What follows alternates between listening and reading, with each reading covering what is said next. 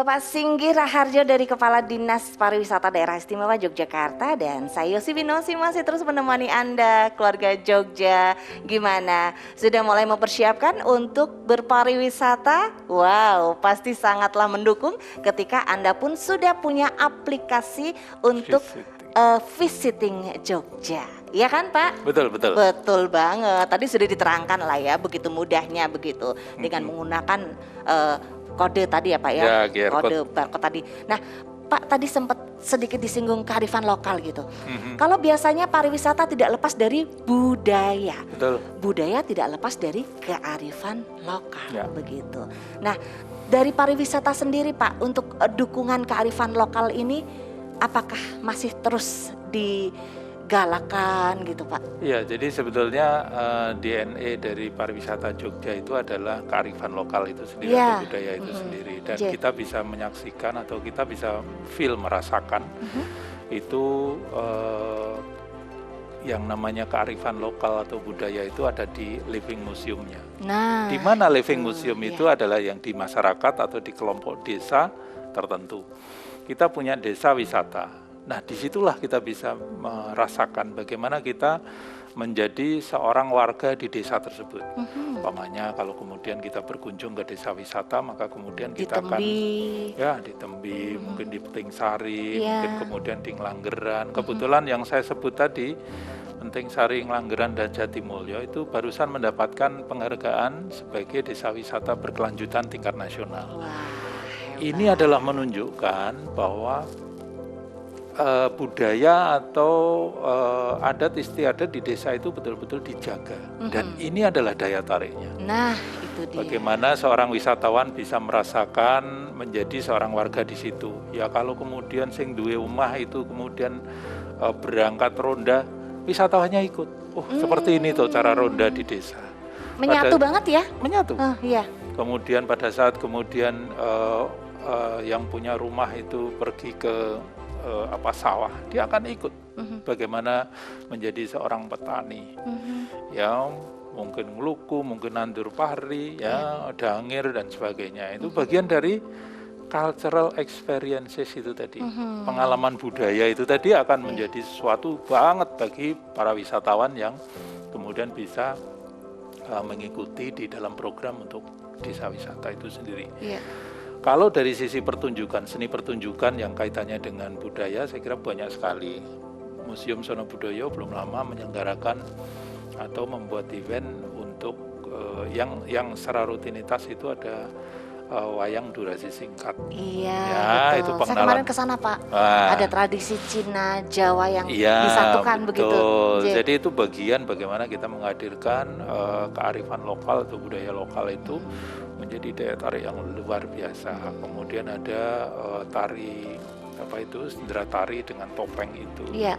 Itu bukan hanya untuk ngirit makeup ya Mbak Yosi ya, tapi bagaimana ini seni yang kemudian bisa dimunculkan di situ antara seni rupa kan itu masuk di kriya seni rupa dan seni pertunjukan. Ini luar biasa. Ini yang kemudian bisa dihadirkan tidak hanya di satu tempat, tapi di setiap tempat yang punya kearifan lokal sendiri-sendiri. Misal, kalau kita bicara Kulon Progo, kita ada tari angguk di sana, ada tari lengger topeng di sana. Kalau sendera tarinya ada Sugriwa Subali. Kemudian kalau di Bantul ada lagi, yang sana biasanya Jatilan biasanya Jatilan, tapi ada bagaimana Nitik Sitiwangi. Itu bicara tentang Sultan Agung waktu itu. Ini luar biasa kalau Jogja kemudian masing-masing daerah punya kearifan lokal yang bisa diangkat menjadi sebuah sendera tari yang bisa dinikmati wisatawan. Ini menjadi daya tarik yang luar biasa. Wow, menjadi pendapatan lagi ini untuk Yogyakarta ya. Betul. Kearifan lokal sudah sangat terjaga. Kemudian pasti juga harus didukung dengan ekonomi kreatifnya Pak. Jadi kita bicara ekonomi kreatif ini sesuatu yang menjadi unggulan DIY juga, dari fashion, ini craft, kemudian juga dari kuliner.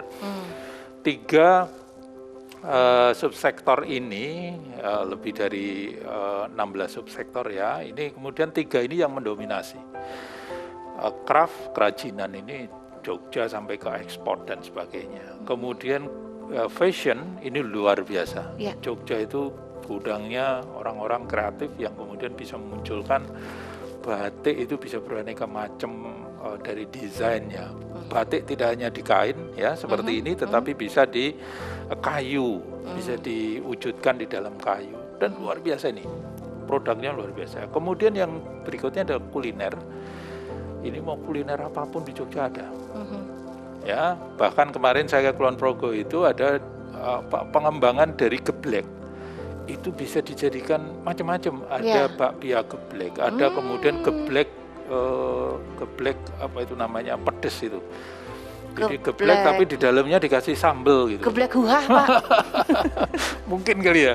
Itu luar biasa. Artinya orang Jogja itu kreatif dengan modal yang kuliner kita, kemudian dikembangkan. Gudeg pun seperti itu, bakpia pun kadang-kadang iki bakpia apa dudu ya. Gitu tapi ya Pak ya. Itulah kreasinya yang luar biasa. Kemasannya pun sekarang luar biasa, sehingga inilah potensi ekonomi kreatif kita yang luar biasa ya.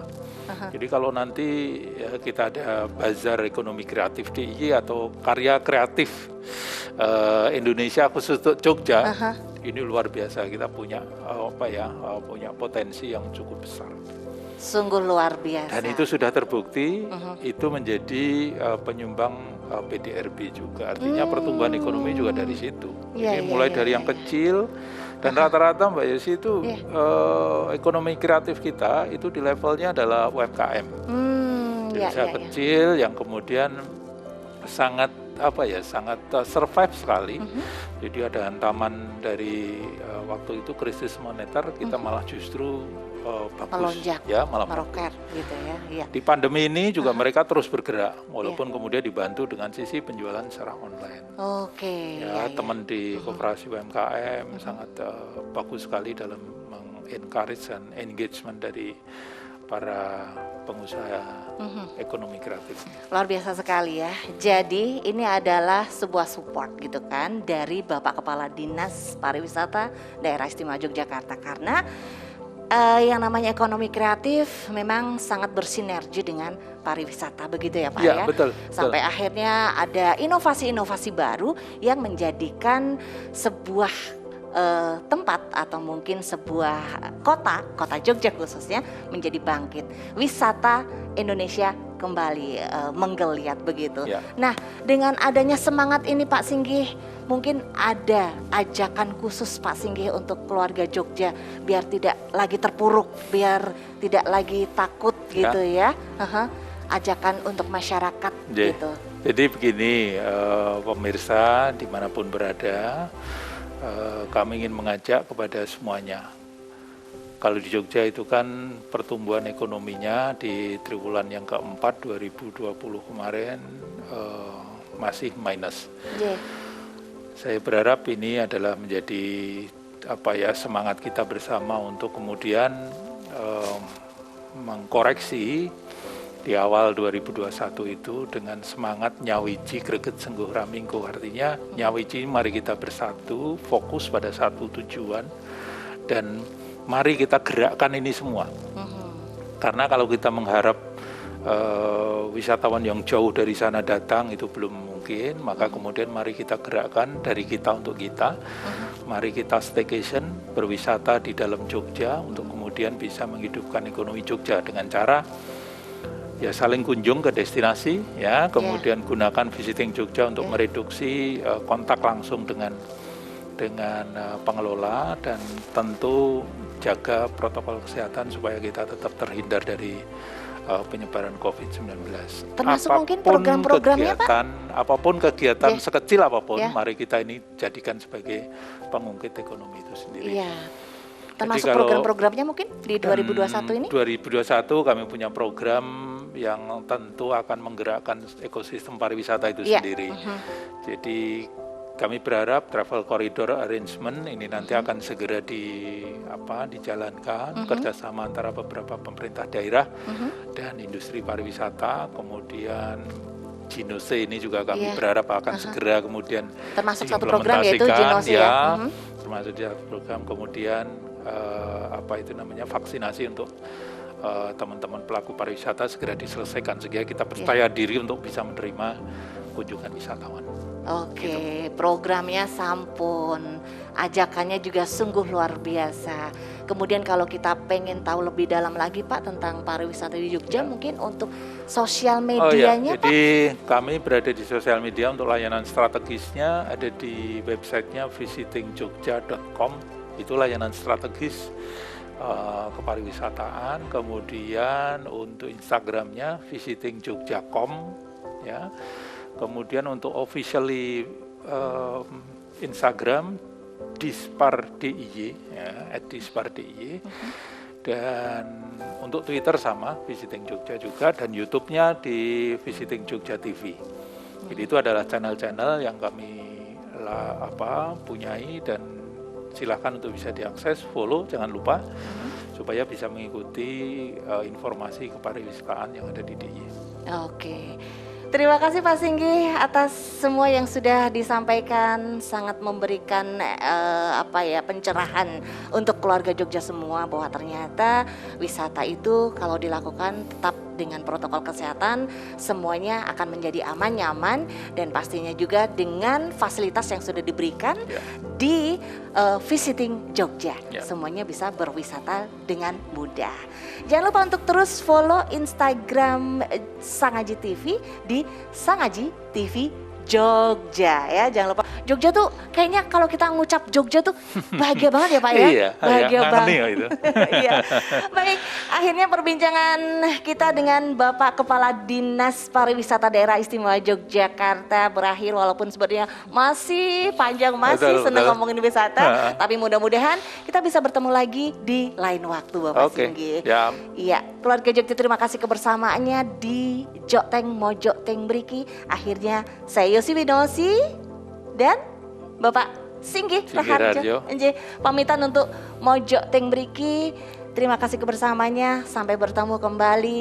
Wassalamualaikum and pareng.